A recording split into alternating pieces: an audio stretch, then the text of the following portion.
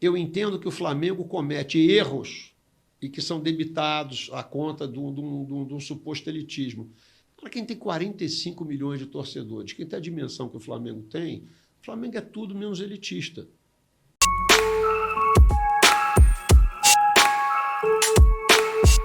Eu me lembro de uma frase do Vampeta que ficou, se transformou numa frase icônica, né? Eles fingem que pagam e eu finjo que jogo. Aquilo ali,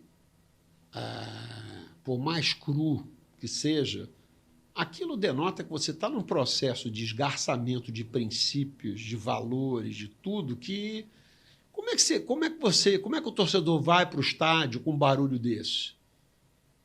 Né? Eu vou fingir que eu vou torcer? Eu vou fingir que a gente tem chance de ganhar hoje? Então, isso era uma coisa muito séria. Naquela época você estava na arquibancada. Naquela época eu estava na arquibancada. E aí, o que você achou? Eu entendo que... Essa é uma pergunta interessante, porque quando você fica puto com um negócio desse, desculpa o meu francês, é porque você sabe, no fundo, que tem uma ponta de razão naquilo.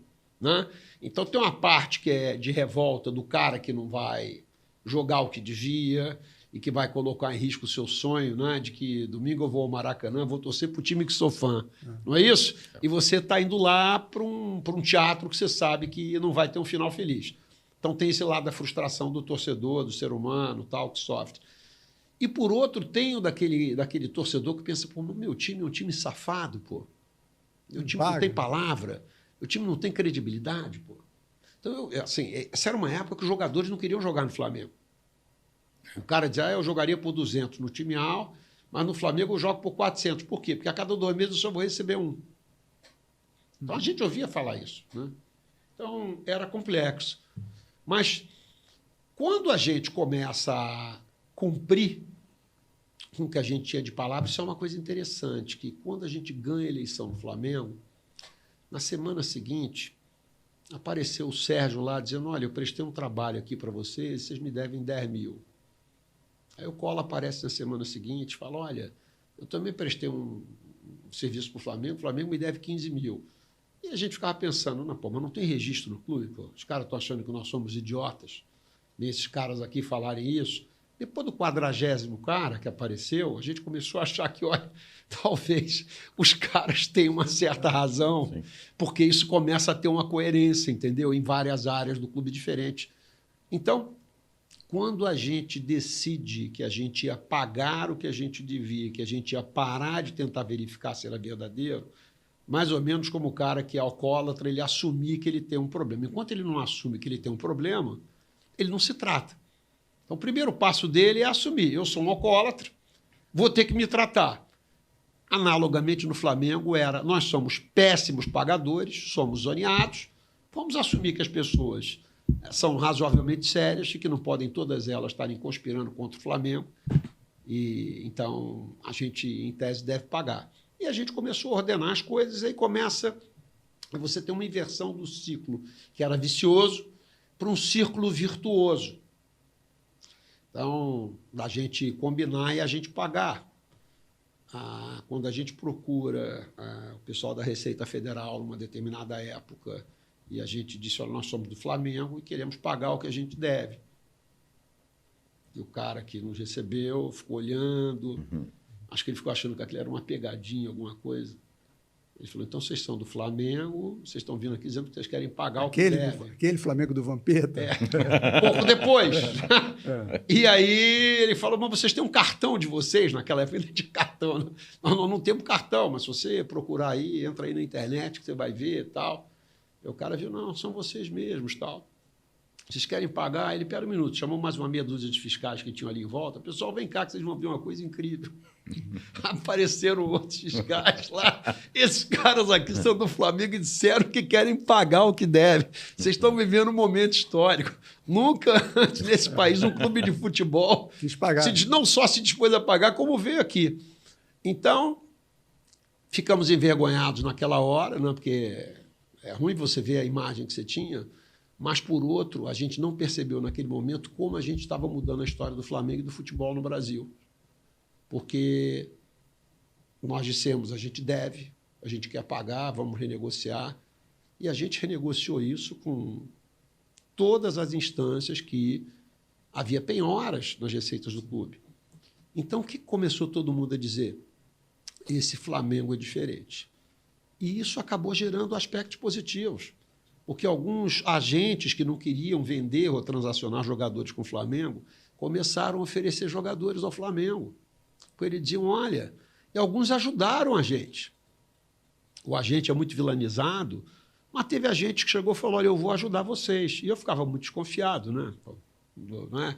Como é que se dizia antigamente? Minha avó dizia, quando é esmola demais, o santo desconfia. Não é isso? E eles diziam, olha, porque isso tem que dar certo no futebol. Se vocês estão pagando ao fisco, vocês estão pagando a gente que... Estão pagando a família de quem já morreu, vocês são caras sérios. Então, eu tenho que te ajudar agora, porque se vocês derem certo, vocês ajudam o futebol. Então, alguns agentes colocaram jogadores no Flamengo que a gente não tinha condição de contratar. Então, foi um movimento que ele acabou gerando frutos positivos ao longo do tempo. E a gente foi tirando o pé da lama, tirando o pé da lama, tirando o pé da lama. E você vê, 12 anos depois, que até do ponto de vista histórico não é nem tanto tempo, né? Mas foi uma mudança absolutamente sensacional, da qual eu me orgulho como dirigente, né? E me sinto muito feliz como torcedor. Mas o Flamengo comete erros. E alguns erros que o Flamengo comete, algumas pessoas tentam usar uma coisa que é um erro básico, como se houvesse uma intenção de elitismo por trás. Eu não acho que seja por isso. As pessoas falam, não, olha o Maracanã. Mas não foi o Flamengo que fez o Maracanã do jeito que é. O governo do Estado do Rio de Janeiro e a Federação Brasileira de Futebol, a Confederação Brasileira de Futebol, aceitou que, para que a gente tivesse uma Copa do Mundo aqui, a gente acabasse com o espaço popular no Maracanã. Gastamos uma fortuna na reforma do Maracanã. Tá certo? Acabamos com algumas áreas. E aí lugar depois sentado. você... Hã? Lugar sentado. Então, assim, e o Flamengo é culpado disso? Não somos culpados disso. Num novo estádio, num possível novo estádio, existiria espaço para o povão, né? Para essa coisa popular? É óbvio que tem que ter. O novo estádio do Flamengo tem que ser um caldeirão. O adversário tem que bater escanteio e sentir a respiração do cara no cangote dele. Tá certo? A temperatura para a gente tem que ser 25 graus na sombra e para eles 80. Certo? Certo. Então você vai ter que ter espaço popular, claro que você tem que ter. Mas é aquela história, muitas vezes é mais fácil você construir uma casa nova que reformar uma velha. O Maracanã tem algumas limitações. De onde é que o acesso é diferente. Aí você tem a polícia militar do Rio de Janeiro, que impõe que você tem que ter um acesso exclusivo por causa do Estatuto do Torcedor, para quem vem de fora e mata 9, 10 mil ingressos por jogo. É o seguinte, você tira num estádio de 78 mil, você perde 10 mil lugares para vender. A chance de você vender ingresso mais barato diminui. É verdade. Então, aí só tem 4 setores, né? Tem uma série de considerações que elas acontecem, e eu não estou justificando, não, só estou contextualizando de que não foi o Flamengo que inventou isso. Outra opção era o Flamengo não jogar no Maracanã, ia jogar onde? Então, se o Flamengo fosse jogar em Cariacica, que tem espaço popular, a gente não seria elitista? Você vai tirar o Flamengo do Rio de Janeiro? Quais são as opções? A SAF, vamos falar de Brasil, foi um mecanismo criado para que você pudesse salvar um número grande de clubes tradicionais que chegaram numa situação de penúria tal que eles não teriam outra alternativa de sobrevivência que não virarem presos. Então, esse era um mote. E era um objetivo. Agora, vamos combinar assim, você vê alguns amigos teus tomando algum remédio, né? Assim, hoje em dia fala-se muito de gente que tem problema, que luta com peso, seja por ansiedade, por qualquer tipo de distúrbio. As pessoas tomando Ozempic, né? Para emagrecer e tal. Você está tomando Ozempic, Sérgio? Eu não. Mas é ótimo. Você devia tomar também. Então, o que é bom para um não é necessariamente bom para outro. Eu não entendo que o Flamengo precisa se transformar numa SAF, nem deva ser uma SAF. Às vezes, as condições que você se encontra te obrigam a tomar decisões que você, ainda que não queira, você deva ter que assumir, como foi o caso de um Vasco, como foi o caso de um Botafogo. Agora, o Flamengo não precisa, nem por uma questão financeira, nem por uma questão conceitual, ele vai precisar virar uma SAF para enfrentar essas outras SAFs no futuro. Eu não acredito em SAF como uma solução para o Flamengo. Mesmo o Flamengo mantendo o seu percentual administrativo, sendo dele. Como, por exemplo, um clube que muito se fala, que serve de referência, você já está rindo porque sabe o que eu vou falar, que é o Bayern de Munique. O que acontece é o seguinte, é muito comum, isso é um traço muito latino. A gente sai daqui, vai para a Europa, pega uma coisa lá que a gente acha fantástica, Quer implantar não considera o contexto de lá, não considera em que circunstâncias aquilo acontece e tenta trazer para cá e tropicalizar a ideia. Na Alemanha, existe uma limitação legal de que nenhum clube pode ser controlado por uma empresa. Nenhum clube pode vender mais do que 49,9% do seu controle. Então, não se trata de uma vontade política de quem é ao lado da SAF ou de vontade política do clube. Lá não poderia ter uma SAF como a do Botafogo, como a do Vasco, como a do Cruzeiro.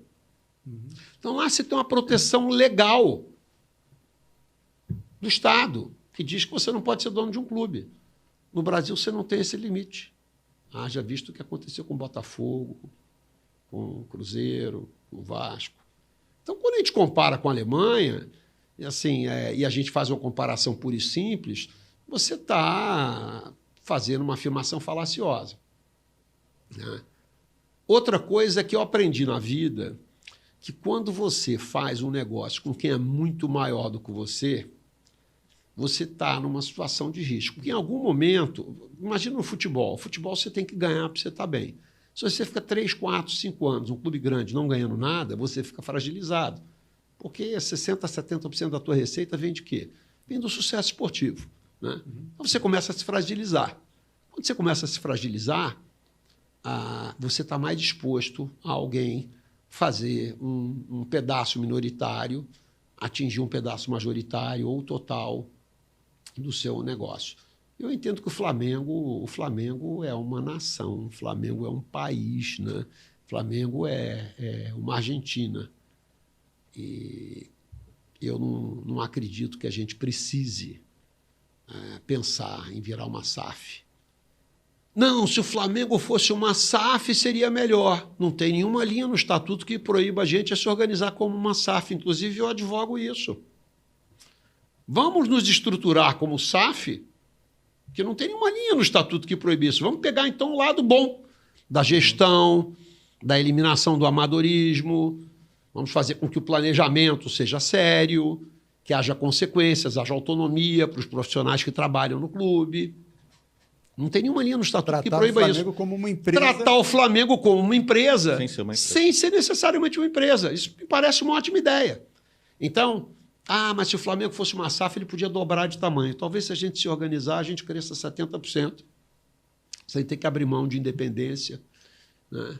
Então, é uma visão que eu tenho e crença.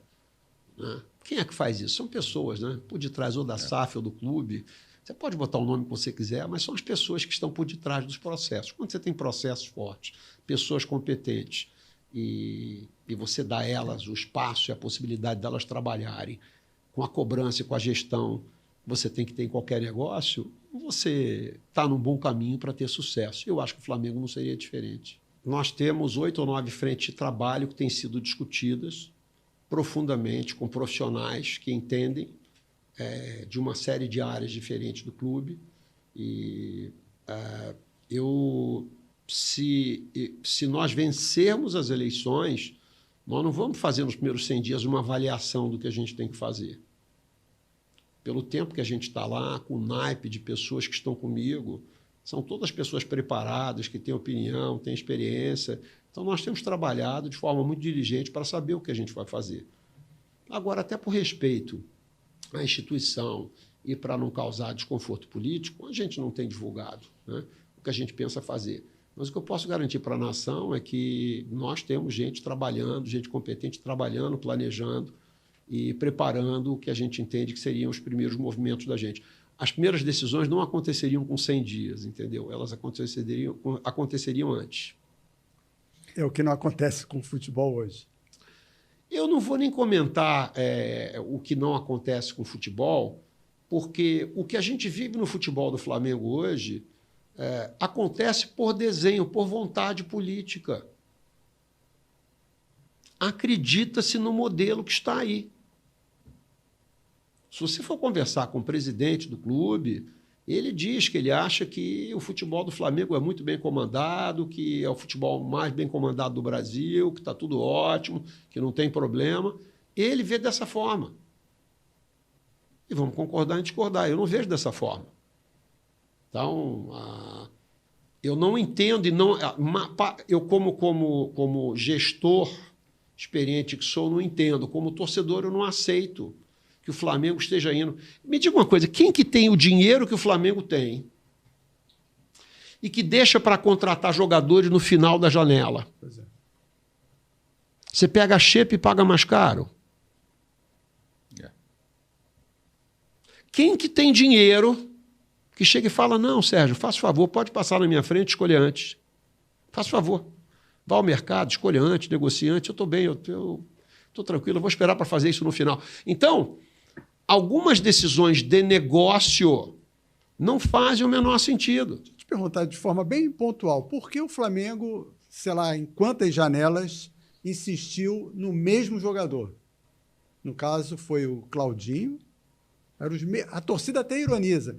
Abriu a janela já, vamos falar de novo do Claudinho. Vamos falar do William, não foi o William?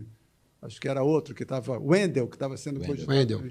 Sempre o mesmo nome, o mesmo nome. Você devia fazer essa pergunta para o presidente e para o vice-presidente de futebol. Agora, uma pergunta que eu queria devolver para vocês é: quem é que você conhece no mundo, fora do mundo da bola, que fica gritando que você tem interesse de comprar X, Y, Z, a empresa, ou a casa, ou o carro? Quem é que fica contando para todo mundo que quer comprar alguma coisa? Faz sentido. E aí você vê clubes contra os quais a gente disputa palmo a palmo, né, esportivamente, de repente ele hoje anuncia que contratou o jogador tal, não vazou nada, ninguém sabia de nada. Enfim, antes da janela, está fechado o negócio, um mês antes da janela abrir, o cara vem para o Brasil, adapta a família dele, treina um mês antes por aqui, e no dia que a janela abre, Botafogo, Cruzeiro e Palmeiras estrearam atletas nos seus times. Eles não tinham jogadores convocados para a Copa América, Estavam processo... desfalcados. Ou estavam desfalcados como a gente? Então, não precisavam tanto quanto nós, né? Não precisavam tanto. Mas fizeram quanto antes. nós. Então, eu vejo que... Você falou Botafogo, Cruzeiro e Palmeiras. Botafogo e Cruzeiro, SAFs, né? E o Palmeiras por uma gestão de negócio, né? Mas é uma decisão, você tinha dinheiro. É porque, na verdade, o que comanda não é que se o cara era SAF, é uma gestão profissional. É a gestão profissional onde tem dinheiro. O Palmeiras é uma gestão profissional e tem dinheiro. O Cruzeiro e Botafogo são gestões profissionais e que têm dinheiro. Por acaso são SAFs. Mas a forma de pensar é a mesma. Quem tem dinheiro vai se planejar antecipadamente. Você vai viajar para a Disney com seus filhos. Aí você deixa para comprar passagem uma semana antes, em julho. Eu não sabia se eu iria, eu não tinha dinheiro. Mas quem tem dinheiro e se planeja vai comprar o quê? Mais tarde ou mais cedo? Então, são decisões que são altamente questionáveis. Entendeu?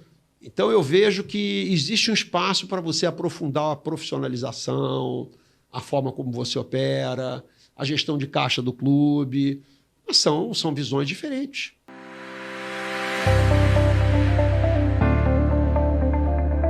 Atenção! Quer aumentar a visibilidade da sua marca, atrair mais clientes e potencializar suas vendas? A Brand Bee Marketing Digital tem a solução perfeita para você. Transforme seu negócio agora mesmo. Apareça para o seu público-alvo com anúncios no Facebook, Instagram e Google. E tem mais! Ganhe 10% de desconto na sua primeira campanha e alcance mais de 50 mil pessoas na sua cidade e região. Agende uma consulta grátis pelo WhatsApp 21 97708 8691 ou visite nosso site brandbee.com.br.